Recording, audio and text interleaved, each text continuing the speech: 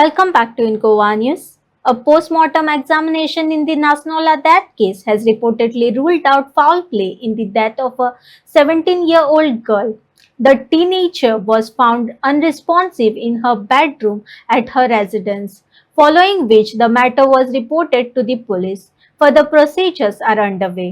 माझो फ्रेंडान म्हाका फोन मारलो 5:30 सुमार की तेजे चेडू अशें इन्सिडंट घडला म्हणून. सो हांव एक 5 ते 10 मिनटां भितर स्पॉटार पावल्लो आनी त्या वक्ता जेन्ना हांवें पळयलें की जे ताका अशें कितें आमकां कळोंक ना की आमी सांगूंक शकना एक्झॅक्टली तें कितें जालां आसतलें पळय तें. जेन्ना आयज आमी सद्या आतां डिस्ट्रिक्ट हॉस्पिटलांत आसा आनी थोड्याशा वेळान आमी JMC गोवा मेडिकल बॉडी व्हरतले.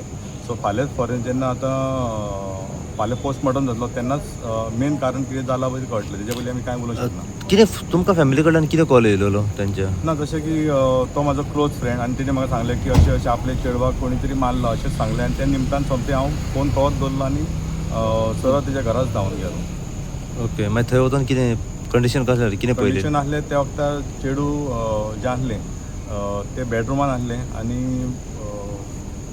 न्हिदलेले हितून आसलें. सो त्या वक्तार तेजी मम्मा थंय आसली आनी फ्रेंडूय ते आसलो. सो एक्झॅक्टली कांय सांगूंक शकना की कितें जालां आसतलें अशें पळय. कितें सस्पिशियस कितें दिसता अशें थंय? ना तशें कांय ना. दुबावीत काय कितें? ना तशें दुबाव कांयच ना.